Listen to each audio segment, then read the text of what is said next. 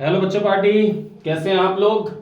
I hope आप सब मज़े में होंगे, मज़ेदार होंगे, जिंदा दिल होंगे और मिड टर्म यानी कि टर्म वन एग्जाम की तैयारी, कई लोग इसे हाफ ईयरली भी कहते हैं, हाफ ईयरली एग्जाम की तैयारी शानदार तरीके से कर रहे होंगे। उस तैयारी को स्ट्रॉन्ग करने के लिए, बूस्टअप करने के लिए गुरुजी लेके आ रहे हैं मिड टर्म एग्जाम सीरीज, जिसमें हम लोग साइंस और मैथ्स को कवर करेंगे। साइंस के अंदर अपन पहला चैप्टर पढ़ने जा रहे हैं लाइट, यानी कि कह सकते हैं क्लास 10th फिजिक्स का फर्स्ट चैप्टर लाइट। और लाइट को हम लोगों ने 4 पार्ट में डिवाइड किया है। फर्स्ट पार्ट यानी कि आज हम इस लेक्चर में पढ़ेंगे रिफ्लेक्शन ऑफ लाइट का full theory plus concept all the रे डायग्राम। सेकंड लेक्चर में पढ़ेंगे रिफ्लेक्शन के न्यूमेरिकल, एक एक न्यूमेरिकल जिस टाइप का न्यूमेरिकल एग्जाम में आने वाला है वो। लेक्चर 3 में पढ़ेंगे रिफ्रैक्शन की थ्योरी प्लस कॉन्सेप्ट प्लस रे डायग्राम। लेक्चर 4 में पढ़ेंगे रिफ्रैक्शन के सारे न्यूमेरिकल और उसकी ट्रिक्स। 4 पार्ट में पूरा लाइट चैप्टर बहुत स्ट्रांगली फिनिश हो जाएगा फाइनल एग्जाम तक के लिए, ठीक है ना। तो हेडिंग लगा लीजिए रिफ्लेक्शन ऑफ लाइट, आज का फर्स्ट लेक्चर, जिसमें हम theory plus concept plus all the रे डायग्राम देखने वाले हैं। रिफ्लेक्शन ऑफ लाइट बच्चे, मैं बार बार इसलिए कह रहा हूं कि आप लोग हेडिंग लगा लो, नोट्स बना लो, क्योंकि इस बार लेक्चर लेने का तरीका मैंने बदल दिया है। मैं हर टॉपिक के अंदर कोई भी एक टॉपिक पढ़ाऊंगा। मान लीजिए मैं आपको पढ़ा रहा हूं रिफ्लेक्शन ऑफ लाइट, मैं आपको पढ़ा रहा हूं रे डायग्राम, मैं आपको पढ़ा रहा हूं rules of image formation. Her topic के अंदर जो जो क्वेश्चन बन सकते हैं, चाहे वो एमसीक्यू हो, चाहे वो 1 मार्क्स क्वेश्चन हो, 2 मार्क्स क्वेश्चन हो, 3 मार्क्स क्वेश्चन हो, चाहे वो असर्शन रीजन हो, केस स्टडी हो, चाहे वो न्यूमेरिकल हो, जिस भी प्रकार का क्वेश्चन बन सकता होगा उसको मैं आपको मेंशन करता जाऊंगा। आप उसको नोट्स में हेडिंग लगा लेंगे, स्टार लगा लेंगे, रेड कलर से लिख लेंगे। तो जब रिवीजन करेंगे तब आपको समझ में आएगा कहां से मुझे एमसीक्यू प्रिपेयर करना है, कहां से न्यूमेरिकल प्रिपेयर करना है। तो आप नोट्स जरूर बनाइएगा। तो हेडिंग लगा लें रिफ्लेक्शन ऑफ लाइट, हेडिंग लगा लीजिए reflection of light.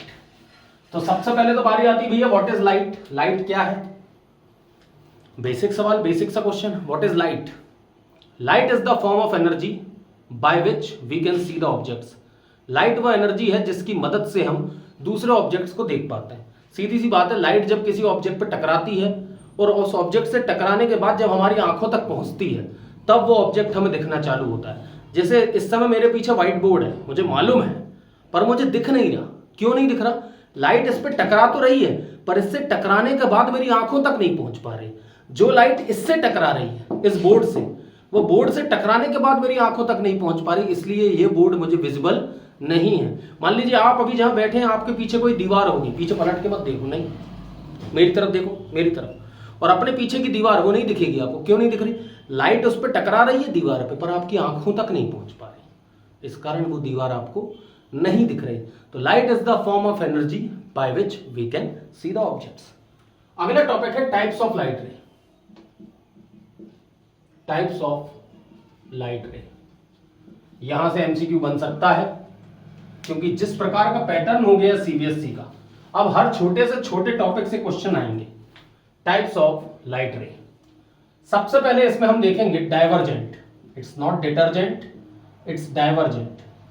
Divergent light रे आप देख रहे हो, डाइवर्जेंट लाइट रे का मतलब है एक पॉइंट से फैलना। ये मान लीजिए सोर्स है, ये लाइट सोर्स है, कैंडल है, बल्ब है, कुछ भी है, ये लाइट सोर्स है। इससे लाइट क्या हो रही है, देखिए एरो बता रहे हैं लाइट क्या हो रही है, फैल रही है। आपके कमरे में बल्ब होगा, ट्यूबलाइट होगा, वो एक प्लेस पे लगा हुआ है पर पूरे कमरे में उजाला कर रहा है, मतलब वो लाइट रे कैसी है, डाइवर्जेंट। डाइवर्जेंट लाइट रे कौन देते हैं? डाइवर्जेंट लाइट रे वो देते हैं जो रियल होते हैं। डाइवर्जेंट लाइट रे कौन से ऑब्जेक्ट देते हैं? Real object. कैसे ऑब्जेक्ट देते हैं? नियर बाय ऑब्जेक्ट, जो ऑब्जेक्ट हमारे पास में है, जो हमसे बहुत दूर नहीं है, हमारे पास में है। एग्जाम्पल के लिए बल्ब, कैंडल, ये सारे ऑब्जेक्ट्स कैसी लाइट रे देते हैं? डाइवर्जेंट। ये कैसी लाइट रे देते हैं? डाइवर्जेंट, ठीक है ना। तो पहली वाली लाइट रे हो गई डाइवर्जेंट। सेकंड होती है बेटा पैरेलल। सेकंड टाइप की लाइट रे जो होती है पैरेलल, ये न्यूमेरिकल सॉल्व करते समय बहुत काम आएगा। थर्ड होती है बेटा, सेकंड होती है पैरेलल, ठीक है ना। पैरेलल, पैरेलल कौन देते हैं? रियल ऑब्जेक्ट तो देते ही, पैरेलल लाइट रे भी रियल ऑब्जेक्ट देते हैं, पर जो हमसे बहुत दूर होते हैं, जो हमसे बहुत फार अवे ऑब्जेक्ट। एग्जाम्पल के लिए सन, जो सनलाइट है वो पैरेलल होती है। अब तुम कहोगे भैया इसमें न्यूमेरिकल का क्या काम आएगा, आपने मेंशन करा न्यूमेरिकल में। न्यूमेरिकल की लैंग्वेज में यदि लिखा हो an object is placed at a very long distance, एक ऑब्जेक्ट बहुत लॉन्ग डिस्टेंस पे रखा है, तो उससे आने वाली लाइट रे तुम कैसी कंसीडर करोगे, उससे आने वाली लाइट रे कैसी कंसीडर करोगे, पैरेलल। यदि कोई ऑब्जेक्ट नियर बाय रखा हुआ है, मान लो प्रिंसिपल एक्सिस पे रख दिया तुमने, अभी देखोगे ये टर्म प्रिंसिपल एक्सिस क्या होता है सीखोगे, पर तुमने बिल्कुल मिरर के सामने रखा है तो तुम्हें मालूम है उससे आने वाली लाइट रे कैसी होगी, डाइवर्जेंट। यदि ऑब्जेक्ट बहुत दूर है तो उससे आने वाली लाइट रे पैरेलल। ऑब्जेक्ट बहुत पास में है, हमें मालूम है उसकी डिस्टेंस को आप मेंशन कर सकते हो, तो उससे निकलने वाली लाइट रे कैसी होगी, डाइवर्जेंट। तीसरी प्रकार की लाइट रे होती है कन्वर्जेंट। कन्वर्जेंट का मतलब एक पॉइंट पे आके लाइट रे इकट्ठी हो रही है। ये तुम कहोगे सर हमने करा है, लेंस की मदद से कर चुके हैं, मिरर की मदद से कर चुके हैं, हमने लाइट रे को एक पॉइंट पे इकट्ठा करा है, सर बचपन में हमने करा है ये वाला एक्सपेरिमेंट। वो बाल जला दिए थे, कागज जलाते थे, किसी के नाखून पे कर देते थे, कहते देख अभी काला निशान पड़ जाएगा। मैं कह रहा हूं without any help of lens, without any help of mirror, क्या डायरेक्टली आप कभी लाइट को कन्वर्ज होते देखोगे, ठीक है ना, विदाउट एनी हेल्प कभी आप लाइट को कन्वर्ज होते हुए देखोगे, ये होती कन्वर्जेंट। कन्वर्जेंट मतलब लाइट रे एक पॉइंट पे इकट्ठी होना, ये कभी आप डायरेक्टली नहीं देखोगे, with the help of lens देखोगे, with the help of mirror देखोगे, पर डायरेक्टली ऐसा फेनोमेना देखोगे नहीं देखोगे। तो ये कौन होते हैं, वर्चुअल ऑब्जेक्ट। कैसे ऑब्जेक्ट होते हैं बेटा, वर्चुअल ऑब्जेक्ट। तो एक बार फिर से देख लेते हैं, डाइवर्जेंट लाइट रे कौन देते हैं, real object, near by object जो हमारे पास में होते हैं, रियल होते हैं। पैरेलल लाइट रे कौन देते हैं बेटा, रियल ऑब्जेक्ट पर जो हमसे बहुत दूर होते हैं, फार अवे ऑब्जेक्ट, एग्जांपल सन। और कन्वर्जेंट लाइट रे कौन देते हैं बेटा, वर्चुअल ऑब्जेक्ट, क्योंकि ऐसा कोई फिनोमेना होता नहीं, विदाउट एनी हेल्प लाइट रे कभी भी कन्वर्ज नहीं होती, ठीक है। तो ये था टाइप्स ऑफ लाइट रे, कॉपी कर लिया बेटा। चलिए अगले टॉपिक पे चलते हैं, ठीक है। एक एक टॉपिक को बढ़िया तरीके से समझते जाइए, आपका काम होता चला जाएगा। नेक्स्ट टॉपिक है, लगाइए, reflection of light. Reflection of light, मैं डेफिनेशन बोलते भी जाऊंगा, आप लोग उसको लिखते जाइएगा। रिफ्लेक्शन ऑफ लाइट क्या होती है, बहुत छोटी क्लास से बेसिक से पढ़ते हुए आ रहे हो कि bouncing back of light from a polished surface. जब कोई लाइट किसी पॉलिश्ड सरफेस पे टकराती है तो वो जिस मीडियम से आती है उसी मीडियम में वापस लौट जाती है। The bouncing back of light from a polished surface is known as reflection of light. बहुत सिंपल है, पर इसके अंदर जब अपन क्वेश्चन बनाते हैं वो कठिन हो जाते हैं। मान लो ये पॉलिश्ड सरफेस है, ये रिप्रेजेंट कर रहा है, ये पॉलिश्ड सरफेस है या शाइनिंग सरफेस है, पॉलिश्ड सरफेस, ठीक है ना, ये पॉलिश्ड सरफेस शाइनिंग सरफेस है। मान लो ये कोई लाइट रे है, इंसिडेंट लाइट रे है, इंसिडेंट मतलब टकराने वाली, जिस मीडियम से आती है टकराने के बाद उसी मीडियम में वापस लौट जाती है। ये बीच में एक अपन ने नॉर्मल खींच दिया, बताते हैं अभी क्या होता है। ओ ए बी, ये एन, इसको मैं ओ यहां बोल देता हूं, ये ए बोल देता हूं, इसको नाम दे देते हैं आई, इसको नाम देते हैं। डायग्राम बना देते हैं, डायग्राम का जरा नेमिंग कर दें। व्हाट इज ए ओ, आपको मालूम है ए ओ क्या है, इंसिडेंट रे। कौन सी रे है, इंसिडेंट रे। जब कोई लाइट रे किसी पॉलिश सरफेस पे आकर टकराती है तो वो जिस मीडियम से आती है उसी मीडियम में वापस लौट जाती है। This is known as reflection of light. A O is incident ray. देखो बेटा मैं बोल भी और बना भी उसी पैटर्न में रहा हूं। ए से ओ आ रही है तो ए ओ इंसिडेंट रे, ओ से बी जा रही है ओ बी रिफ्लेक्टेड रे। इतने में आपको समझ जाना चाहिए कि लाइट वाले चैप्टर में एरो का कितना महत्वपूर्ण योगदान है, कितना महत्वपूर्ण काम है। बहुत इंपॉर्टेंट है ये एरो, नहीं तो पता ही नहीं चलेगा एरो लाइट रे आ रही है कि जा रही है। पता चलना जरूरी है ना, आ रही है कि जा रही है, समझ गए ना। एओ मतलब इंसिडेंट रे, ओ बी मतलब reflected ray. O N, it is a normal, ये कोई रे नहीं है, ये नॉर्मल है। नॉर्मल मतलब perpendicular to the surface, perpendicular to the shining surface, perpendicular to the mirror, perpendicular to the polished surface. ये नॉर्मल है, इट्स नॉट अ रे। ये सिर्फ एक रेफरेंस लाइन है जिसकी मदद से एंगल बनाए जाते हैं। Angle i, angle of incidence, angle of incidence, angle r, angle of reflection. ये है complete diagram, angle of reflection. Copy कर लीजिए, इसको कॉपी कर लीजिए जल्दी से, ठीक है ना। Angle of reflection. एक बहुत जोरदार बात आपको और बताएंगे, एंगल आई के बारे में आप एक बात और लिख लें, यही डायग्राम के बाजू में लिखना कि एंगल आई एक्चुअली में होता क्या है। बहुत रीजनिंग क्वेश्चन करते समय काम आएगा, याद रखना ये point. Angle between incident ray and normal. Normal और इंसिडेंट रे के बीच के एंगल को एंगल ऑफ इंसिडेंस बोलते हैं। इंसिडेंट रे और नॉर्मल के बीच के एंगल को एंगल ऑफ इंसिडेंस बोलते हैं। और एंगल ऑफ रिफ्लेक्शन क्या होता है? एंगल बिटवीन, या आप लिखेंगे बेटा, angle between reflected ray and normal. तुमको अभी समझ में आएगा मैं ये क्यों बराबर मेंशन कर रहा हूं। Angle between reflected ray and normal, ये आपको मेंशन करना है, रीजनिंग क्वेश्चन करते समय काम आएगा। एंगल आई क्या होता है? Angle between incident ray and normal. Normal और इंसिडेंट रे के बीच के एंगल ऑफ इंसिडेंस कहते हैं, हर कहीं नहीं कहते। कहीं भी एंगल ऑफ इंसिडेंस नहीं होता। एंगल ऑफ इंसिडेंस कहां होता है? इंसिडेंट रे और नॉर्मल के बीच का जो एंगल है, इंसिडेंट रे और नॉर्मल के बीच का जो एंगल है उसे इंसिडेंस एंगल बोलेंगे। रिफ्लेक्शन एंगल कहां होगा? रिफ्लेक्टेड रे और नॉर्मल के बीच का जो एंगल है, रिफ्लेक्टेड रे और नॉर्मल के बीच का जो एंगल है उसे हम एंगल ऑफ रिफ्लेक्शन बोलते हैं। बोलो क्लियर? क्लियर है? पक्का? लॉज ऑफ रिफ्लेक्शन की बात कर लें, लॉज ऑफ रिफ्लेक्शन की बात कर लें। बेसिक से एक लॉ पढ़ लेते हैं। लॉज ऑफ रिफ्लेक्शन हमसे कहता है angle of incidence is always and always equal to angle of reflection. Angle of incidence हमेशा हमेशा के लिए एंगल ऑफ रिफ्लेक्शन के बराबर होता है। एंगल ऑफ इंसिडेंस हमेशा एंगल ऑफ रिफ्लेक्शन के बराबर होता है। ये पहला लॉ है। दूसरा लॉ हमसे क्या कहता है? Incident ray, reflected ray and the normal. Incident रे, reflected ray and the normal lie on the same plane. Incident ray, reflected ray and the normal, लिखते जाइएगा। Incident ray, reflected ray and the normal lie on the same plane। सबके सब देखो same plane में, ये polish surface के सब ऊपर है। lie on the same plane, ये पूरा एक प्लेन है, उसके अंदर है।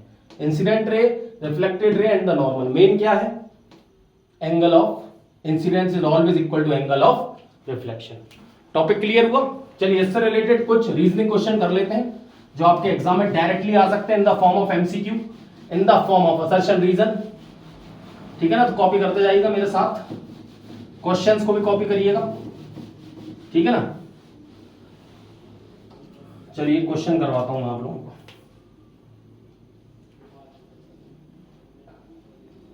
ये एक पॉलिश्ड सरफेस दे रखा है,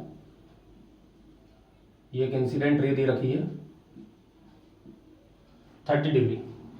क्वेश्चन है, ध्यान से सुनना क्वेश्चन क्या है। A light ray striking on a shining surface making an angle 30 degree with horizontal, making an angle 30 degree with horizontal. Find first angle of incidence, second angle of reflection.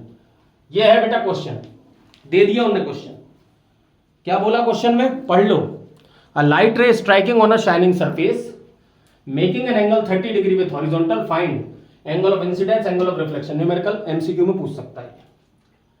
अब वो कह रहा भैया ये लाइट रे horizontal के साथ 30 degree बना रहा है। कई लोग कहते हैं तुरंत एंगल आई 30 डिग्री, नहीं, यही कंफ्यूज कर रहा था। जबकि आपको मालूम है एंगल आई क्या होता है?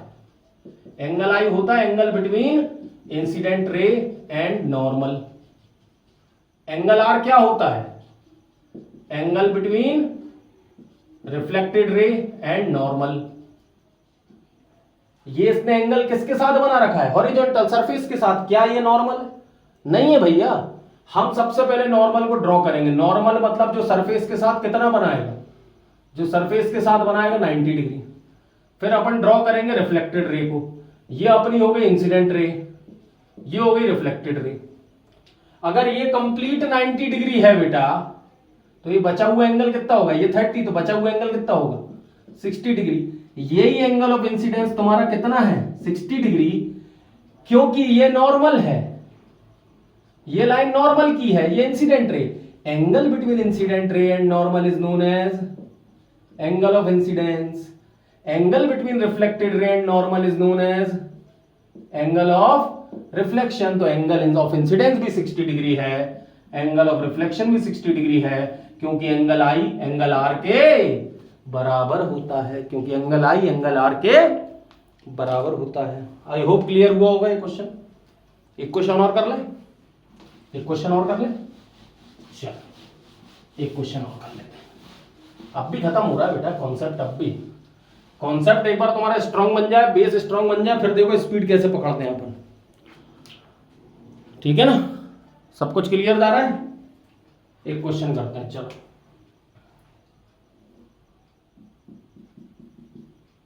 इस क्वेश्चन में ज्यादा बात नहीं करी उसने, सिर्फ ऐसा बोल दिया। ये क्वेश्चन है, अ लाइट रे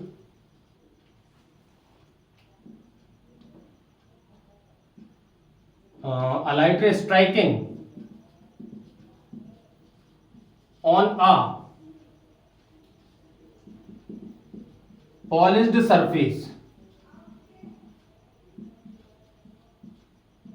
making an angle 90 degree with horizontal. Find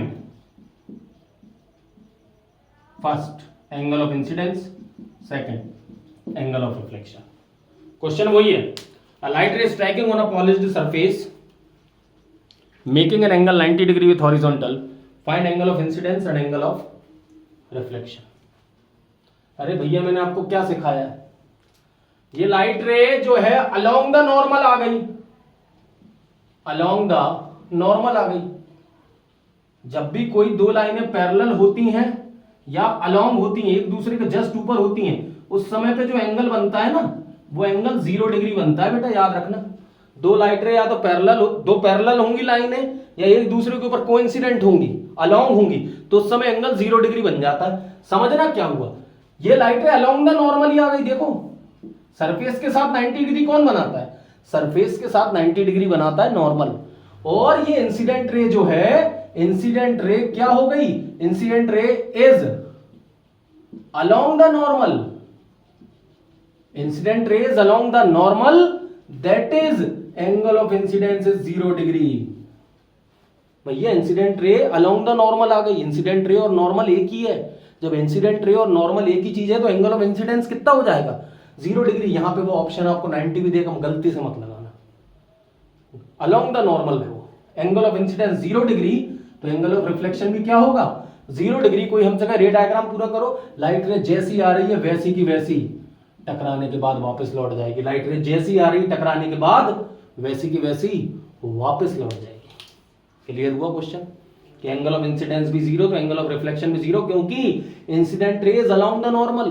जो इंसिडेंट रे है वो अलोंग द नॉर्मल आ गई, और जब अलोंग द नॉर्मल आ गई मतलब वो नॉर्मल के जस्ट कोइंसिडेंट है, ऊपर है, मतलब उनके बीच का एंगल कितना होगा 0। और अगर एंगल ऑफ इंसिडेंस 0 है तो एंगल ऑफ रिफ्लेक्शन भी 0, यानी लाइट रे जैसी आएगी वैसी की वैसी टकराने के बाद उसी रास्ते को फॉलो करते हुए वापस लौट जाएगी। क्लियर है, चलिए आगे बढ़ते हैं। अगला टॉपिक है हमारा, अगला टॉपिक है इमेज। हेडिंग लगाइए इमेज। ये वो शब्द है जिसके लिए पूरी लड़ाई चल रही है, पर यहां पे हम वो वाली इमेज की बात नहीं कर रहे हैं जो आप और हम एक दूसरे के सामने झूठी बनाए रखते हैं। सच्चा कौन है आज के जहां में, बस सब इमेज का खेल है। पर हम उस इमेज की बात नहीं कर रहे हैं, यहां हम बात कर रहे हैं ऑब्जेक्ट की इमेज की। तो इमेज मतलब क्या, सबसे पहले तो परिभाषित करेंगे। परिभाषित यानी कि डिफाइन। तो आप लिख सकते हैं when two reflected rays, when two or more, when two or मोर। तो यहां पे बेटा एक पहले तो एमसीक्यू का पॉइंट लिख लो। यहां पे एक एमसीक्यू का पॉइंट आपको मिल गया for image formation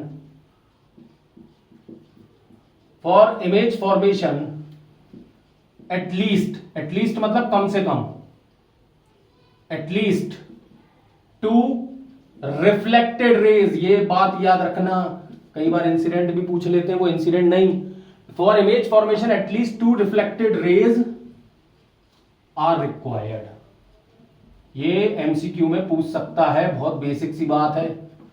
reflected raise चाहिए पड़ती, इंसिडेंट का कोई मतलब नहीं। For image formation at least 2 reflected rays are required, ठीक है ना। For image formation at least 2 reflected rays are required, ये एमसीक्यू का पॉइंट लिख लीजिए। 2 रिफ्लेक्टेड रेज है ना। तो अब इमेज की परिभाषा क्या होगी, डेफिनेशन क्या होगी?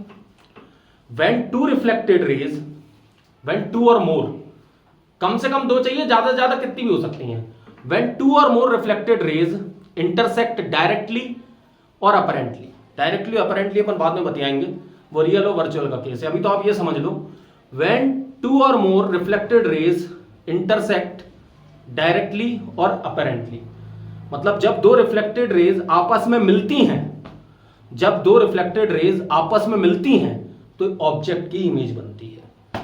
जब 2 रिफ्लेक्टेड रेज आपस में मिलती है तो ऑब्जेक्ट की इमेज बनती है। ये अपन अभी रे डायग्राम बस 10-15 मिनट बाद चालू कर रहे हैं, सीखोगे उसमें, अभी के लिए काफी है, लिख लो।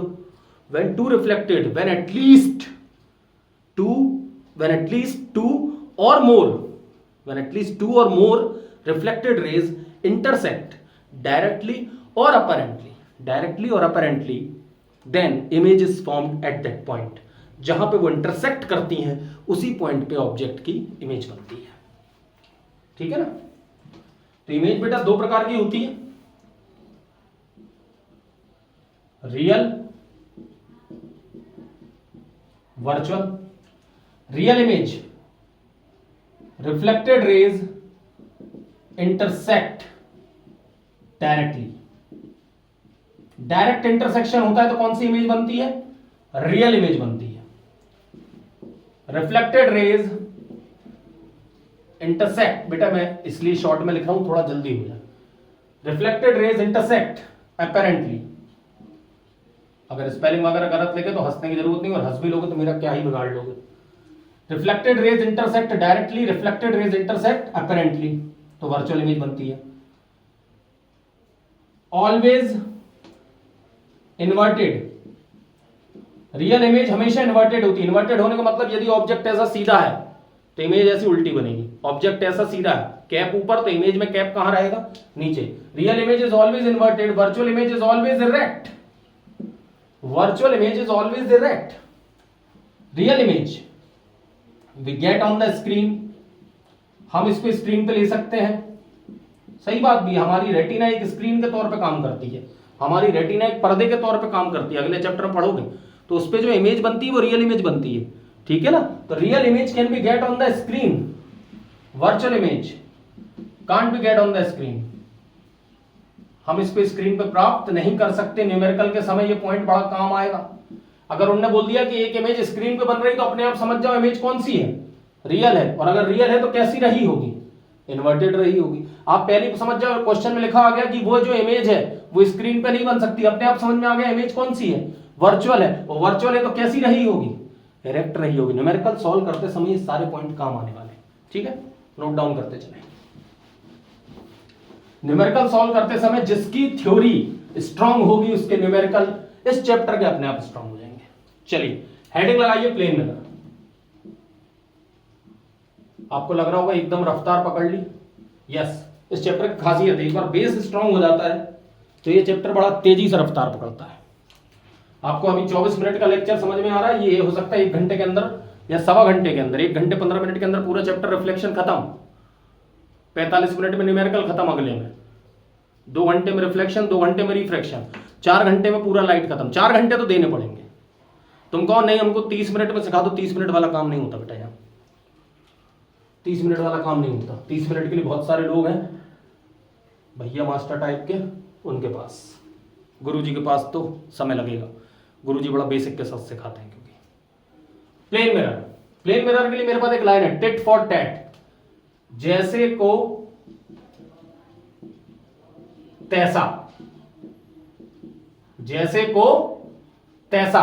इरफान खान साहब की एक लाइन भी बोल सकते हैं यहां पे, शराफत की दुनिया का किस्सा ही खत्म, शराफत की दुनिया का किस्सा ही खत्म, अब जैसी दुनिया वैसे हम, जैसी दुनिया वैसे हम। तुम कहोगे सर प्लेन मिरर के बारे में ये सब, हाँ प्लेन मिरर को आप जैसी लाइट रे दोगे आपको वैसी मिल जाएगी। प्लेन मिरर को जैसी इंसिडेंट लाइट रे मिलती वैसी की वैसी वो वापस कर देता है। फॉर एग्जाम्पल ये एक प्लेन मिरर है, पीछे वाला हिस्सा पॉलिश्ड होता है ये, ठीक है ना, ये पॉलिश्ड होता है, ये पीछे से अपन ने पॉलिश कर दिया। ये जो शाइनिंग सरफेस होती है ये रिफ्लेक्टिंग सरफेस होती है, ये रिफ्लेक्टिंग सरफेस होती है ना प्लेन मिरर में। अगर ये कोई ऑब्जेक्ट है, मान लो ये ओ ऑब्जेक्ट है, नियर बाय ऑब्जेक्ट, कोई बल्ब है, नियर बाय ऑब्जेक्ट है तो कैसी लाइट रे देगा, शुरुआत में सिखाया था नियर बाय ऑब्जेक्ट है डाइवर्जेंट लाइट रे देगा। अगर इसने डाइवर्जेंट दी तो ये जो ब्लैक कलर में बनाया ये इंसिडेंट रे है। अगर इंसिडेंट रे डाइवर्जेंट है तो रिफ्लेक्टेड भी कैसी रही होंगी, रिफ्लेक्टेड भी डाइवर्जेंट रही होंगी। ये ब्लैक कलर की जो है ये इंसिडेंट रे है, ये दोनों कौन सी हैं, ये रिफ्लेक्टेड रेज है। ये देखिए इंसिडेंट रेज कैसी हैं, डाइवर्जेंट, तो रिफ्लेक्टेड रेज भी कैसी हैं, डाइवर्जेंट, जैसे को तैसा। प्लेन मिरर को जैसा दोगे वैसा मिल जाएगा। फॉर एग्जांपल ये प्लेन मिरर है, अगर आपकी इंसिडेंट लाइट रे, ये ब्लू कलर से मैंने इंसिडेंट लाइट रे बनाई है, ये इंसिडेंट लाइट रे है, ये दोनों आपस में कैसी हैं, पैरेलल। यदि इंसिडेंट लाइट रे आपस में पैरेलल हैं तो जो रिफ्लेक्टेड रही होंगी वो भी आपस में पैरेलल ही रहेंगी। अगर इंसिडेंट लाइट रे आपस में पैरेलल है तो रिफ्लेक्टेड भी आपस में कैसी रहेंगी, पैरेलल। ये खासियत है प्लेन मिरर की, जैसी लाइट रे दोगे वैसी वापस मिलेगी, टिट फॉर टैट, जैसे को तैसा। क्लियर है, क्लियर है बच्चे, बना लीजिए जैसे को तैसा। डाइवर्जेंट दोगे डाइवर्जेंट मिलेगा, पैरेलल दोगे पैरेलल मिलेगा, ठीक है। चलिए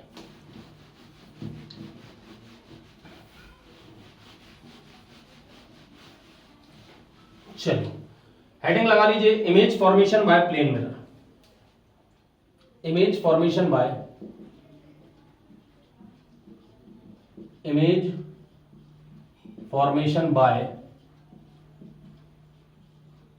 plane mirror. Image formation by plane mirror कैसी इमेज बनाता है भैया, क्योंकि क्वेश्चन आ जाता है give 4 characteristics of the image formation by plane mirror, explain by ray diagram. Plane mirror के द्वारा बनाई गई जो इमेज है उसकी 4 प्रॉपर्टी लिखो और रे डायग्राम बना दे रहे, अब भी बना रहे। मान लो ये कोई ऑब्जेक्ट है, नियर बाय ऑब्जेक्ट है तो कैसी लाइट रे भेजेगा, मान लो उसने डाइवर्जेंट भेज दी। अब मैंने अभी बताया डाइवर्जेंट भेजेगा यदि ये ऑब्जेक्ट, तो आपको रिफ्लेक्टेड भी कैसी मिलने वाली है, रिफ्लेक्टेड भी कैसी मिलेंगी, डाइवर्जेंट। अब चूंकि इमेज बनाने के लिए 2 रिफ्लेक्टेड रेज का मिलना जरूरी है, अब ये पूरी दुनिया के सामने तो मिल नहीं पा रही। देखो एक चली कलकत्ता, एक चली दिल्ली, एक चली कलकत्ता, कहां मिल पाएंगी, ये प्रेम के पक्षी तो सामने तो ना मिल पा रहे। चलो मदद करो, हम तो हैं ही दिल वाले। हमने कहा चलो पीछे आ जाओ बेटा, पीछे मिल लो। हमने इनसे कहा पीछे आके मिल लो। इसे कहते हैं अपरेंट मीटिंग। अगर ये डायरेक्टली मिल जाती तो रियल इमेज, ये डायरेक्टली नहीं मिल पा रही तो हमने इसको पीछे बढ़ा के देखा, तो ये हमको ऐसा लगा इधर पीछे मिल रही है, ये डी डिस्टेंस पे, ये ऑब्जेक्ट भी कितना है, डी डिस्टेंस पे। ये होता है ऑब्जेक्ट, ये उसकी होती है इमेज। जब अपेरेंट इंटरसेक्शन हुआ, डायरेक्ट इंटरसेक्शन हुआ, ये तो सामने है, ये तो कांच के पीछे अपन मिला के देख रहे हैं, ऐसा हुआ होगा मान रहे हैं, तो ये बनती है वर्चुअल इमेज। कैसी इमेज, वर्चुअल। तो कौन कैसी इमेज बनी भैया, सेम साइज बनी। प्लेन मिरर के द्वारा 4 प्रॉपर्टी, सेम साइज की इमेज बनी, पॉइंट साइज ऑब्जेक्ट था, पॉइंट साइड इमेज बनी, सेम साइज बनी, एट सेम डिस्टेंस बनी। अब वो मैं थोड़ा सा क्या है स्केल के साथ नहीं बनाया हूं, पर जितने डिस्टेंस पे ऑब्जेक्ट है, डी डिस्टेंस पे ऑब्जेक्ट है, डी डिस्टेंस पे इमेज बनती है। कैसी इमेज बनती है, वर्चुअल इमेज बनती है। कैसी इमेज बनती है, वर्चुअल। और यदि ऑब्जेक्ट किसी हाइट को लिया रहता तो ये भी कह सकते हैं वो इरेक्ट बनती। अगर ऑब्जेक्ट ऐसा होता तो इमेज की ऐसी बन जाती, जैसा कि आपका आपका इमेज दिखता है कांच में, जब आप प्लेन मिरर के सामने खड़े होते हो तो जो आपकी इमेज है वो ये रहती है, same size at same distance, virtual and direct. This is the complete ray diagram and the 4 properties which is the image formed by a plane mirror. ठीक है ना, ठीक है. चलिए लिख लीजिए, बना लीजिए. अब आगे बढ़ रहे हैं स्फेरिकल मिरर की तरफ, आगे बढ़ रहे हैं स्फेरिकल मिरर की तरफ. जिसको बेटा फुल डिटेल में पढ़ना है मैं लिंक डाल दे रहा हूं डिस्क्रिप्शन बॉक्स में. मैंने अलग अलग पार्ट्स में वीडियो बना रखे हैं. Image formation by plane mirror, image formation by concave mirror, image formation by spherical mirror, अलग अलग वीडियो बना रखे हैं सबके. ठीक है ना, तो आप उसको भी देख सकते हो. ये वन शॉट तो इसलिए है कि भैया थोड़ा बहुत पढ़ चुके हो या थोड़ा बहुत नहीं पढ़ा है, तो यहां डिटेल में बता रहे हैं अपन. पर बिल्कुल डिटेल में और ज्यादा सीखना है तो डिस्क्रिप्शन में लिंक है, जाके देख लो. Spherical mirror, spherical mirror 2 type के होंगे, concave mirror, convex mirror. Concave mirror को हम लोग कन्वर्जिंग मिरर भी बोलते हैं. लाइट को कन्वर्ज करता है, इकट्ठा करता है, कन्वर्जिंग मिरर. कॉन्वेक्स मिरर को डाइवर्जिंग मिरर भी बोला जाता है, लाइट को फैलाता है. कॉनकेव मिरर को कन्वर्जिंग मिरर भी बोलते हैं, कॉन्वेक्स मिरर को डाइवर्जिंग मिरर भी बोलते हैं. और इसका नेचर समझाएंगे और इसके फिर यूजेस भी बताएंगे. डाइवर्जिंग मिरर है तो इसका क्या यूज है, और कॉनकेव मिरर कन्वर्जिंग मिरर है तो इसका क्या यूज है. इस पे बेस पे, इनकी प्रॉपर्टी के आधार पे इसका उपयोग बताएंगे आपको. कॉनकेव मिरर को जैसा दिखता है, इसकी रिफ्लेक्टिंग सरफेस अंदर तरफ घुसी हुई होती है. ये शाइनिंग, ये पॉलिश्ड सरफेस है, ये रिफ्लेक्टिंग सरफेस होती है.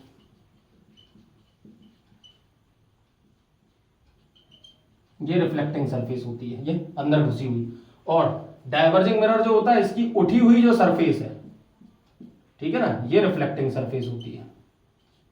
ठीक है ना, इसकी उठी हुई रिफ्लेक्टिंग सरफेस. ठीक है ना, ये होता है कॉनकेव मिरर, वो होता है कॉन्वेक्स मिरर. क्लियर है बेटा, बना लिया आप लोगों ने, नाम लिख लिए पक्का. चलिए अब हम आगे बढ़ रहे हैं. Different parts of spherical mirror पढ़ेंगे. Different parts of spherical mirror, heading लगा लें, पार्ट्स ऑफ स्फेरिकल मिरर. ठीक है ना, पार्ट्स ऑफ स्फेरिकल मिरर. सबसे पहले कॉनकेव मिरर में समझा दूं. ठीक है ना, कॉनकेव मिरर का एक पॉइंट होता है मिड पॉइंट, जिसे हम कहते हैं, उसे कहते हैं पोल. शॉर्ट फॉर्म में कैसे रिप्रेजेंट करते हैं, पी से. पोल से होकर एक इमेजिनरी लाइन जाती है, इमेजिनरी हॉरिजॉन्टल लाइन जाती है. इस इमेजिनरी हॉरिजॉन्टल लाइन को बोला जाता है प्रिंसिपल एक्सिस.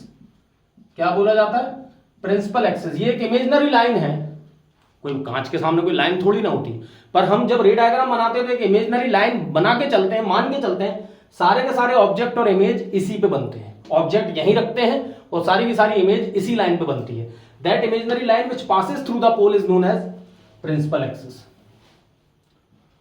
जिस सर्कल, जिस स्फीयर से इस मिरर को काटा गया होगा, उसका जो सेंटर होता है वो इस कर्व का भी सेंटर होता है, तो इसे बोलते हैं सेंटर ऑफ कर्वेचर. इसे बोला जाता है centre of curvature. Centre of curvature. Pole से लेकर सेंटर ऑफ कर्वेचर तक की डिस्टेंस को बोलते हैं रेडियस ऑफ कर्वेचर, क्योंकि सेंटर से सरफेस तक जो डिस्टेंस होती है दैट इज रेडियस. तो सेंटर से लेकर कर्व तक की डिस्टेंस को radius of curvature, radius of curvature. Centre of curvature और पोल के बीच में एक पॉइंट होता है that is known as focus. इसको हम डिफाइन भी करेंगे अभी आगे, रे डायग्राम की मदद से डिफाइन करेंगे. फोकस ऑफ द मिरर, इसे बोलते हैं फोकस ऑफ द मिरर. और फोकस और पोल तक की डिस्टेंस को बोलते हैं small F, focal length of the mirror. Focal length of the mirror. अभी अपन इनको सबको डिफाइन करेंगे. मेजरली अपन को डिफाइन करना है फोकस को. प्रिंसिपल एक्सिस को मैंने बता दिया, एक इमेजिनरी लाइन जिसके ऊपर सारे ऑब्जेक्ट्स होते हैं और जिसके ऊपर ही सारी इमेज भी बनती है. फोकस को अभी हम रे डायग्राम की मदद से डिफाइन करते हैं. फोकल लेंथ को भी डिफाइन करेंगे, फोकल लेंथ को भी डिफाइन करेंगे ये रे डायग्राम की मदद से. ठीक है, ये डिफरेंट पार्ट्स होते हैं. यही कॉन्वेक्स में होते हैं, यही कॉनकेव में होते हैं. ठीक है ना, ये तो बिल्कुल बेसिक बात है. चलिए, टॉपिक है रूल्स ऑफ इमेज फॉर्मेशन।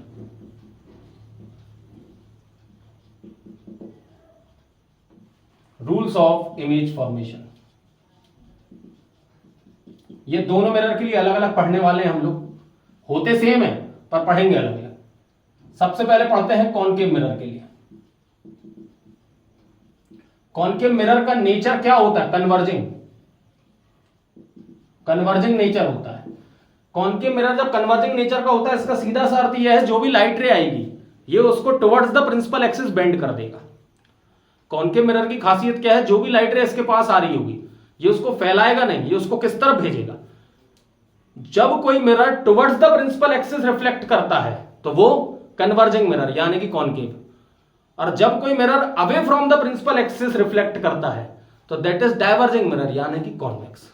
दोनों में याद रखेंगे, ठीक है ना। रूल वन, रूल वन, पहला रूल क्या है?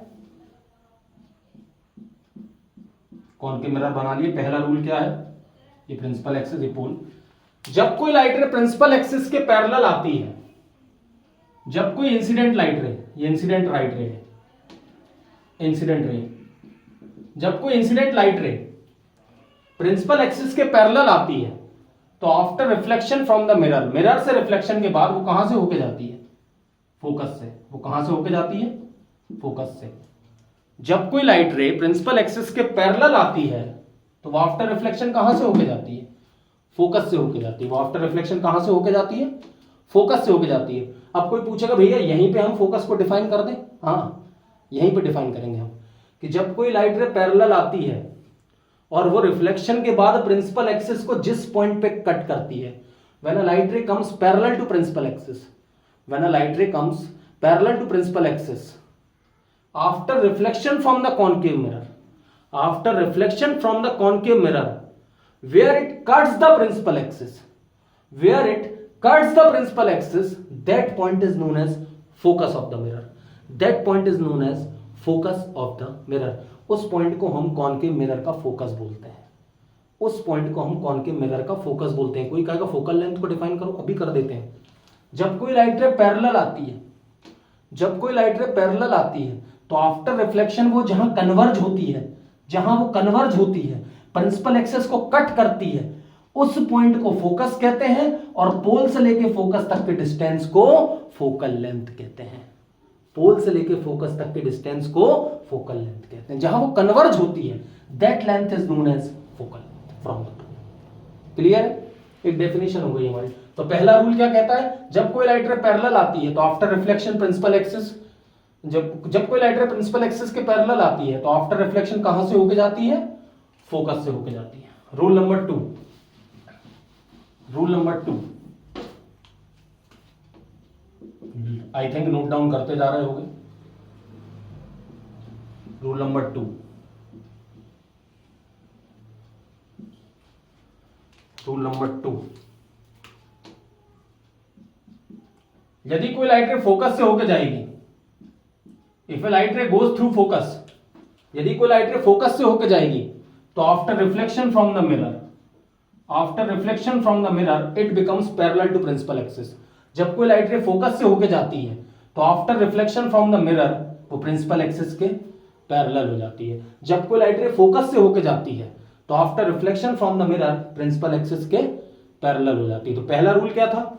जब कोई लाइट रे पैरेलल आती है तो फोकस से होके जाएगी, फोकस से होके जाएगी, पैरेलल हो जाएगी। सिंपल है, पैरेलल आएगी, फोकस से जाएगी, फोकस से जाएगी, पैरेलल हो जाएगी, पैरेलल आएगी, फोकस से जाएगी, फोकस से जाएगी, पैरेलल हो जाएगी।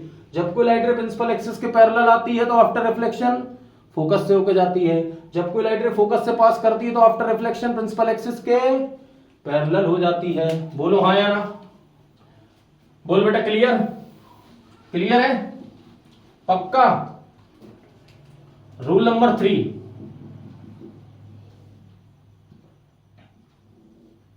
रूल नंबर थ्री, भैया ये रूल याद रहेंगे तो ही आपसे रे डायग्राम बनने हैं। रे डायग्राम में बच्चे रोने लगते हैं, सर नहीं बन रहा है, आप बनेंगे। जब कोई लाइट रे सेंटर ऑफ कर्वेचर से पास करती है, जब कोई लाइट रे सेंटर ऑफ कर्वेचर से पास करती है तो वो जिस रास्ते से आती है उसी रास्ते को फॉलो करते हुए वापस लौट जाती है। When a light ray passes through centre of curvature, when a light ray passes through centre of curvature, it retraces its own path. वो अपने ही रास्ते को फॉलो करते हुए वापस लौट जाती है। वो जिस रास्ते से आती है उसी रास्ते पे वापस लौट जाती है। तो पहला रूल क्या है, जब कोई लाइट रे पैरेलल आएगी तो कहां से होके जाएगी, फोकस से। जब कोई लाइट रे फोकस से जाएगी तो अब क्या हो जाएगी, पैरेलल। और जब कोई लाइट रे सेंटर ऑफ कर्वेचर से आएगी तो आफ्टर रिफ्लेक्शन वो जैसी आई थी वैसी की वैसी वापस लौट जाएगी। When a light ray passes through centre of curvature after reflection from the mirror it retraces its own path. वो अपने रास्ते को फॉलो करते हुए वापस लौट जाती है। बोलो हाँ या ना। ये थे कॉनकेव मिरर के रूल। अब कॉन्वेक्स मिरर के लिए पढ़ लीजिए। अब कॉन्वेक्स मिरर के लिए पढ़ लीजिए। कॉन्वेक्स मिरर डाइवर्जिंग होता है, मतलब light ray away from the mirror reflect करेगा, away from the principal axis reflect करेगा। रूल नंबर 1 ये हो गया डाइवर्जिंग मिरर तैयार। ये पोल। पहला रूल क्या होता है, जब कोई लाइट रे प्रिंसिपल एक्सिस के पैरेलल आती है तो इसका तो नेचर ही डाइवर्जिंग है। कॉनकेव मिरर क्या करता है, towards the principal axis reflect करता है, ये away from the principal axis reflect करेगा। ये कर दिया इसने डाइवर्ज। अब आप इसको पीछे की तरफ एक्सटेंड करें, यहां कहीं तो फोकस मिल रहा नहीं, पीछे की तरफ एक्सटेंड करें तो आपको फोकस बिहाइंड द मिरर मिलता है। फोकस आपको कहां मिलता है, बिहाइंड द। कैसे डिफाइन करोगे इसको, ऐसे डिफाइन करेंगे। When a light ray comes parallel to principal axis, when a light ray comes parallel to principal axis after reflection from a convex mirror, after reflection from a convex mirror, it seems that ऐसा लगता है कि it is diverging out behind the mirror। जब कोई light ray principal axis के parallel आती है तो कॉन्वेक्स मिरर से रिफ्लेक्शन के बाद ऐसा लगता है वो मिरर के पीछे किसी पॉइंट से डाइवर्ज हो रही है। आप इसको 2 मिनट के लिए छुपा लो, ऐसा लग रहा है मिरर के पीछे किसी पॉइंट से डाइवर्ज हो रही है। That diverging point is known as focus of the mirror. That diverging point is known as focus of the convex mirror. ये डेफिनेशन हो गई कि जब कोई लाइट रे पैरेलल आएगी तो इट सीम्स दैट, आप पीछे तरफ बढ़ा के देखें तो ऐसा लगता है वो कहां से आ रही है, वो फोकस से आ रही है। रूल नंबर 2, रूल नंबर 2,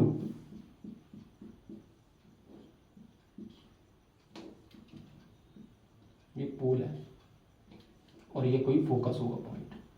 अगर कोई light ray along the focus आएगी, ऐसे अपन बढ़ा के देख लिए तो लगा ये अलोंग द फोकस आ रही है। If a light ray comes along the focus, if a light ray comes along the focus in a convex mirror, it becomes parallel to the principal axis after reflection।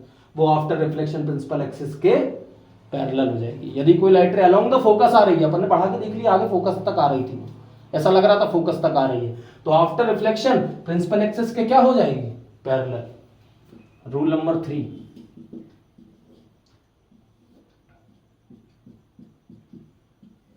Centre of curvature भी यहीं कहीं होगा। अगर कोई light ray along the centre of curvature आ रही है, अपन ने बढ़ा के देख लिया, ये अगर कोई light ray along the centre of curvature आ रही है तो आफ्टर रिफ्लेक्शन वो जैसी आ रही वैसी की वैसी वापस लौट जाएगी। वो जैसी आ रही वैसी की वैसी वापस लौट जाएगी, ठीक है ना।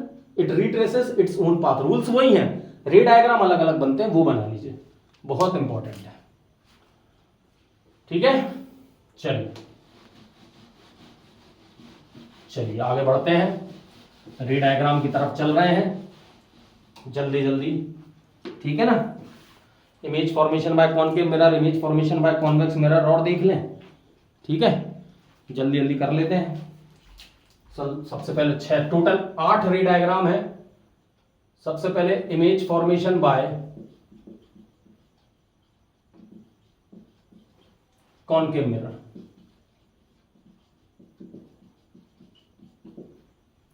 Image formation bye concave mirror, case 1। Object at infinity, object at infinity और एट वेरी लॉन्ग डिस्टेंस। तो मतलब मालूम ही है लॉन्ग डिस्टेंस मतलब कैसी लाइट रे आने वाली है ना। लॉन्ग डिस्टेंस पर रखा हुआ ऑब्जेक्ट बहुत बड़ा होगा, ऐसा हम मान के चल रहे हैं, पर हमें मालूम नहीं है कहाँ रखा हुआ है, इसलिए हम यहाँ शो नहीं कर सकते। हम मान सकते हैं इन्फिनिटी पे कहीं रखा हुआ ऑब्जेक्ट, बहुत डिस्टेंस पे रखा हुआ, बहुत बड़ा ऑब्जेक्ट होगा। पर जो ऑब्जेक्ट बहुत डिस्टेंस पे रखा होता है, इन्फिनिटी पे रखा होता है, उससे आने वाली लाइट रे कैसी होती है? उससे आने वाली लाइट रे होगी पैरेलल। और जो लाइट रे पैरेलल आती है आफ्टर रिफ्लेक्शन कहां से होके जाती है? फोकस से होके जाती है। ये देखो एरो बता रहा है लाइट रे कहां आके मिल रही है? फोकस पे। तो ऑब्जेक्ट एट इंफिनिटी, इमेज कहां बन गई? Image at focus.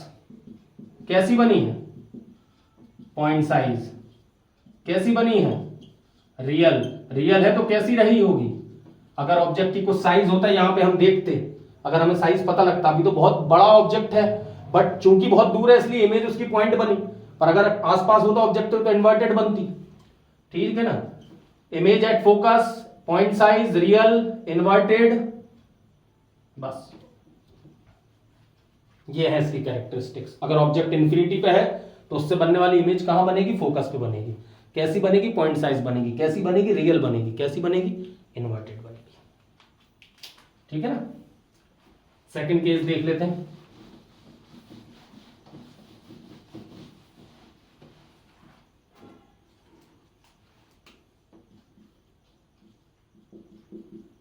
अब धीरे धीरे ऑब्जेक्ट को पास लेके आएंगे और तुम देखना जैसे जैसे ऑब्जेक्ट को पास लाओगे इमेज है ना दूर भागती चली जाएगी।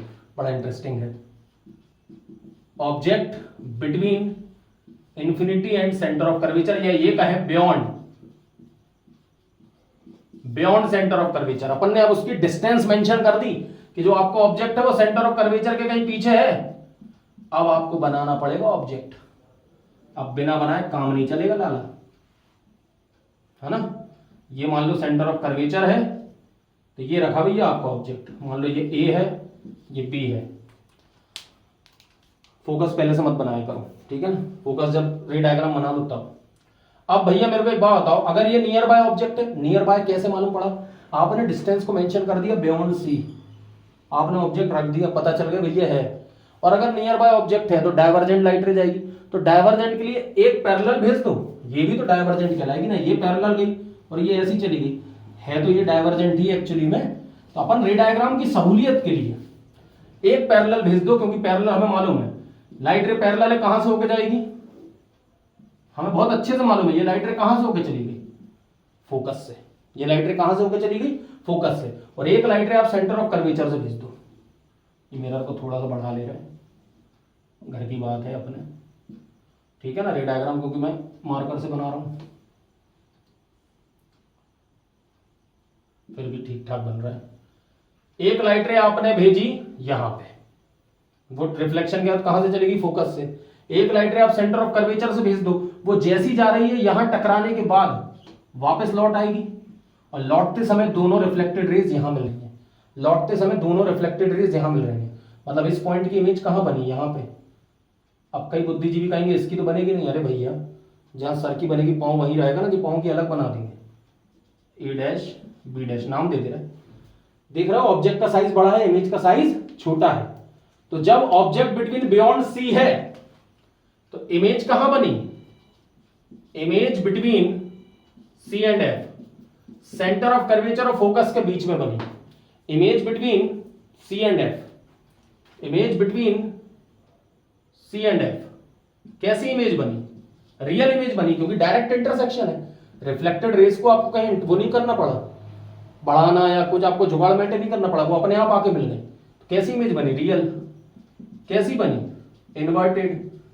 कैसी बनी? Small in size. Small in size.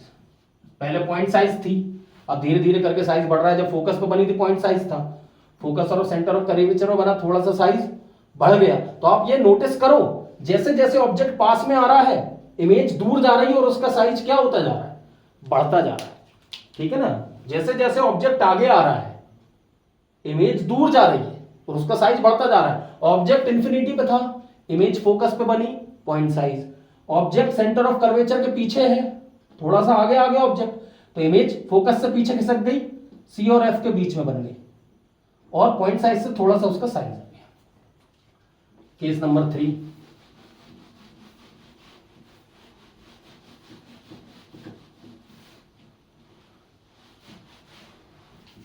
Case number 3,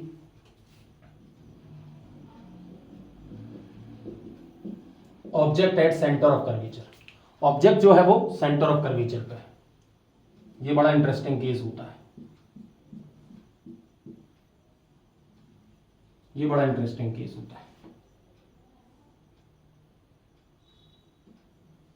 ये ऑब्जेक्ट सेंटर ऑफ कर्वेचर, ये पॉइंट है, ये रहा ऑब्जेक्ट, ये रखा हुआ ऑब्जेक्ट सेंटर ऑफ कर्वेचर। एक लाइट रे कहां से भेज दूं? पैरेलल।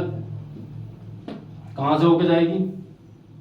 फोकस से, ठीक है ना। और एक लाइट रे फोकस से भेज दो तो कहां से जाएगी? पैरेलल हो जाएगी प्रिंसिपल एक्सिस के। ध्यान से देखना, एक लाइट रे पैरेलल गई तो आफ्टर रिफ्लेक्शन कहां से होके आ गई? फोकस से। एक लाइट रे फोकस से भेजी तो आफ्टर रिफ्लेक्शन प्रिंसिपल एक्सिस के पैरेलल हो गई, यहां बन गई इमेज, ये बन गई। जहां ऑब्जेक्ट था वहीं इमेज बन गई, जहां ऑब्जेक्ट था वहीं इमेज बन गई। ऑब्जेक्ट एट सी, तो इमेज भी कहां बनी है? At C. कैसी बनी? रियल। कैसी बनी? Same size. कैसी बनी? इन्वर्टेड। सबसे मेन बात, image at C, real, same size और इन्वर्टेड। देख रहे हो, जैसे जैसे ऑब्जेक्ट आगे आता जा रहा है इमेज पीछे खिसक रही है, इमेज पीछे खिसक रही है, दोनों कोइंसाइड कर गए, दोनों सेम साइज के हो गए। क्लियर है? इमेज एट सी, क्लियर है? चलिए चौथा केस करते हैं। रे डायग्राम तो आप लोगों ने बुक में भी देखे होंगे, आपको आते होंगे, इसलिए थोड़ा फास्ट कर लेते हैं। और जिनको रे डायग्राम आता है वो बेटा इस पोर्शन को स्किप करके आगे बढ़ जाओ, क्योंकि आगे साइन कन्वेंशन है, मिरर इक्वेशन है, मैग्निफिकेशन है, तो वो बहुत इंपॉर्टेंट टॉपिक है। Case number 4,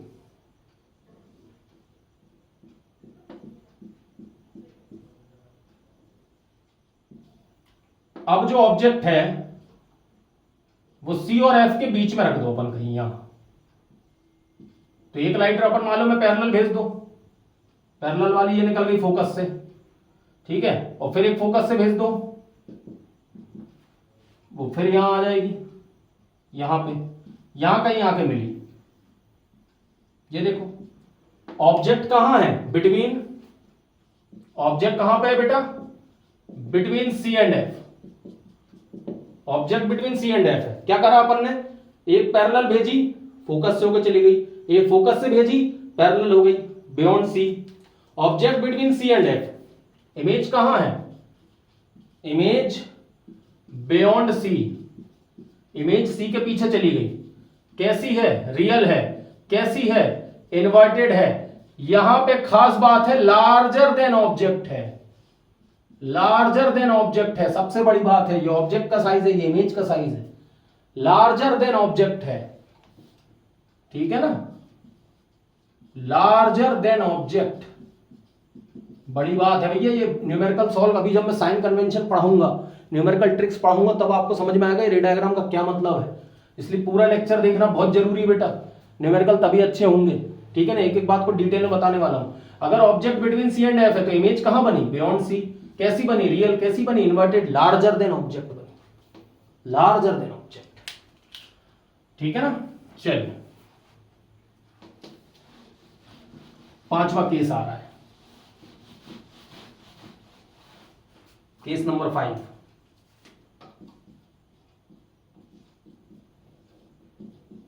object at focus. Object को फोकस पर रख देंगे अभी तो। इमेज, जब ऑब्जेक्ट इंफिनिटी पे था तो इमेज फोकस पे बन गई। अब मैं ऑब्जेक्ट को ही फोकस पे रख रहा हूं, ये मैंने ऑब्जेक्ट को फोकस पे रख दिया, तो इमेज कहां बनेगी चेक करते हैं। ये एक लाइट रे पैरेलल भेजी, कहां से होके जाएगी? फोकस से होके जाएगी। एक लाइट रे कहां से भेजी? पैरेलल भेजी, तो कहां से होके जाएगी? फोकस से होके जाएगी। एक आप बिल्कुल पोल पे टकरा दो तो लॉ ऑफ रिफ्लेक्शन को फॉलो करते हुए ये निकल आएगी, angle of incidence is equal to angle of reflection. आपने ये पोल पे टकराई एक लाइट रे, जस्ट पोल पे, तो जितने एंगल से टकराएगी उतने एंगल से वापस आएगी। ये दोनों रिफ्लेक्टेड रेज पैरेलल हैं, ये दोनों रिफ्लेक्टेड रेज चेक कर लो आपस में पैरेलल हैं।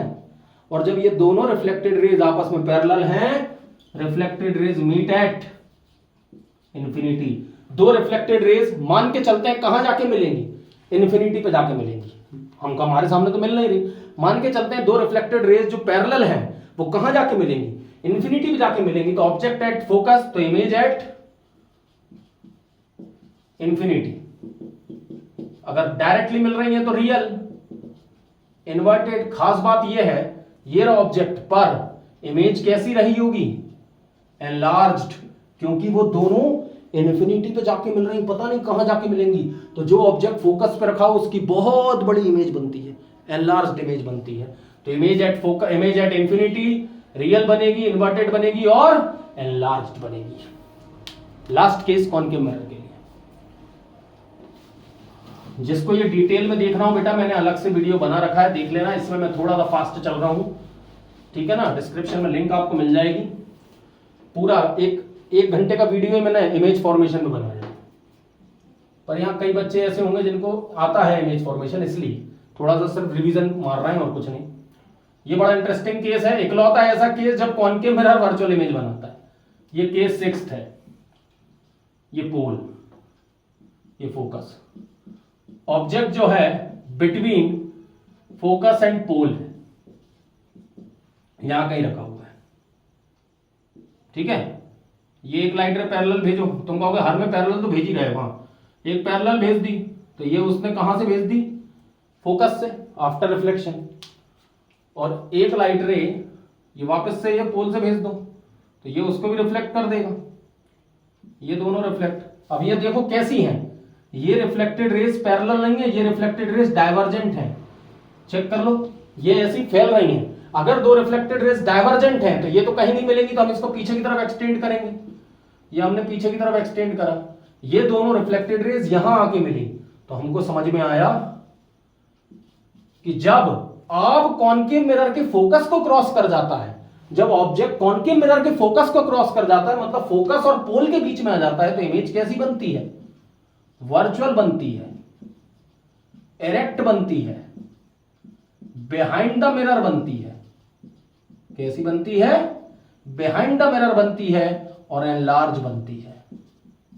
एनलार्ज बनती है मतलब ऑब्जेक्ट से बड़े साइज की बनती है। इकलौता ऐसा केस कॉनकेव मिरर का जब वो वर्चुअल इमेज बनाता है। टोटल 6 केस है कॉनकेव के, जिसमें 5 में रियल बनाता है। इकलौता केस जब वर्चुअल बनाएगा, और वो केस कौन सा है, when the object is between focus and pole, when the object is between focus and pole. कैसी इमेज बनेगी, वर्चुअल बनेगी, इरेक्ट बनेगी, बिहाइंड द मिरर बनेगी एंड एनलार्ज्ड बनेगी। क्लियर है। न्यूमेरिकल सॉल्व करते समय बड़े मजे आने वाले हैं, तुम लोगों को ध्यान रखना। ऐसे ऐसे पॉइंट बताने वाला हूं मैं आपको न्यूमेरिकल ट्रिक्स में, ये आप कहोगे यार भैया कहां से ढूंढ के लाए हो। सही बता रहा हूं, बहुत मजा आएगा, आनंद देगा तुम्हें ये चैप्टर। चलिए, image formation by convex mirror, इसके 2 ही केस होते हैं। Image formation by convex mirror always virtual. पहला केस है ऑब्जेक्ट जब इंफिनिटी पे है, ये पोल है, object at infinity, object infinity पे है जब, तो इंफिनिटी पे है तो उससे आने वाली लाइट रे कैसी होगी, उससे आने वाली लाइट रे पैरेलल होगी। अब पैरेलल है तो इसका नेचर ही डाइवर्जिंग है, ये इस तरफ डाइवर्ज कर देगा, इसको इस तरफ डाइवर्ज कर देगा, दोनों को पीछे की तरफ बढ़ाया तो ऐसा लगा, इंसिडेंट रे को 2 में हटा दो तो ऐसा लगता है ये दोनों लाइट रे मिरर के पीछे से डाइवर्ज हो रही हैं। तो इमेज कहां बनी, फोकस पे, object at infinity, image at focus. कैसी भैया, कॉन्वेक्स मिरर तो ऑलवेज वर्चुअल। वर्चुअल कैसी बनी, पॉइंट साइज बनी। वर्चुअल है तो इरेक्ट तो रही होगी, वर्चुअल है तो इरेक्ट तो रही होगी। Image form by convex mirror always virtual, या आप नोट कर सकते हो, image form by convex mirror always virtual and smaller than object. तुम कहोगे ये भी काम आएगा, बिल्कुल, ये पॉइंट भी न्यूमेरिकल में बहुत काम आएगा, देखना तुम आजकल जिस प्रकार के न्यूमेरिकल आ रहे हैं उसमें बहुत काम आएगा। Always virtual and smaller than object. Convex mirror हमेशा वर्चुअल इमेज बनाता है और उस इमेज का जो साइज है वो हमेशा ऑब्जेक्ट से कम होता है। Always virtual and smaller than object, ठीक है ना। नेक्स्ट केस है, अब तो कहीं भी रख दो, ये एक object in front of the mirror, कहीं भी रख दो, कोई फर्क कहां पड़ता है। बिटवीन इंफिनिटी एंड पोल, इन ये रहा इंफिनिटी एंड पोल, कहीं भी ऑब्जेक्ट को रख दो, यहां रख दिया मान लो, ये रखा है। चलो इसकी इमेज बना के दिखाओ। एक लाइट रे पैरेलल भेज दो, पैरेलल भेजोगे डाइवर्ज कर देगा, पैरेलल भेजोगे डाइवर्ज कर देगा, ठीक है ना। डाइवर्ज करोगे तो पीछे की तरफ अगर जब आप एक्सटेंड करोगे तो आपको लगेगा यहां से आ रहा है, ये पॉइंट का नाम दे दो फोकस। और जब आप इसको एक पोल से भेजोगे तो लॉ ऑफ रिफ्लेक्शन को फॉलो करेगा, लॉ ऑफ रिफ्लेक्शन को फॉलो करके ऐसा निकल जाएगा। तो एक रिफ्लेक्टेड रे ये है, एक ये है, दोनों को पीछे की तरफ एक्सटेंड करा तो यहां पे मिली, तो ये ऑब्जेक्ट है और ये उसकी इमेज, देखो साफ समझ में आ रहा है, स्मॉलर देन ऑब्जेक्ट, ठीक है ना। कॉन्वेक्स मिरर की जो इमेज है कभी भी फोकस को क्रॉस नहीं करती, हमेशा पोल और फोकस के बीच में ही रहेगी, कभी भी फोकस को क्रॉस नहीं करेगी, हमेशा पोल और फोकस के बीच में रहेगी। तो अगर object between infinity and P है तो इमेज कहां रहेगी, image between pole and focus. कैसी है, वर्चुअल है, कैसी है, इरेक्ट है, कैसी है, स्मॉलर है, स्मॉलर देन ऑब्जेक्ट है, कैसी है, स्मॉलर देन ऑब्जेक्ट है। क्लियर है बच्चा पार्टी। और इंटरेस्टिंग बातें हैं, न्यूमेरिकल वाला लेक्चर आन दो, उसके लिए कुछ बचा के रख ले दो, ठीक है ना, तब तो तुम्हें मजा आएगा इसमें। और ऐसी बात बता सकता हूं मैं जो डायरेक्ट रीजनिंग में एमसीक्यू में सीधे सीधे आएगा, सुन लो। तुम जैसे जैसे पोल के पास जाओगे, तुम जैसे जैसे पोल के पास जाओगे, तुम जब इंफिनिटी की तरफ जा रहे थे तो इमेज किस तरफ बन रही थी, फोकस पे। तुम जैसे जैसे पोल के पास जाओगे इमेज भी पोल के पास आएगी। तुम ऑब्जेक्ट मिरर से दूर जाएगा, जब ऑब्जेक्ट इंफिनिटी की तरफ जाएगा तो इमेज कहां जाएगी, फोकस की तरफ, फोकस के बियॉन्ड नहीं जा सकती, ऑब्जेक्ट इंफिनिटी पे, इमेज फोकस पे, ठीक है ना। तुम जैसे जैसे ऑब्जेक्ट को मिरर की तरफ लाओगे इमेज भी मिरर की तरफ आएगी, टुवर्ड्स द पोल।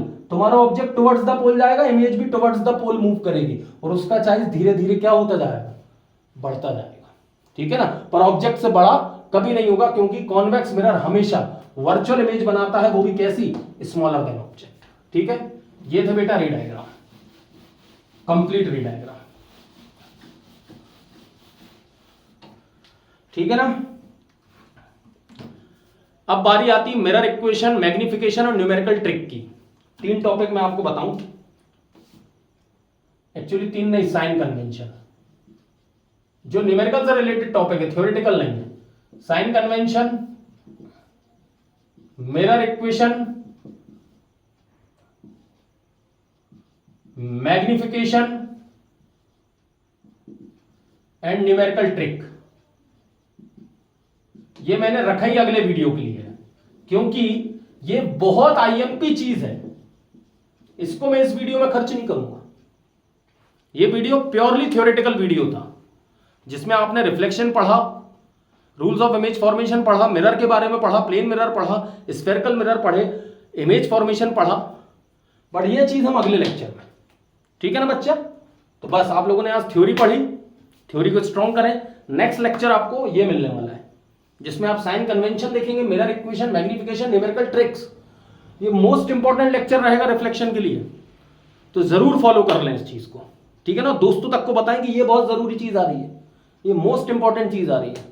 15-20 मिनट का लेक्चर रहेगा पर जानदार रहेगा। ओके, चलो मिलते हैं नेक्स्ट लेक्चर में। जय हिंद, जय भारत।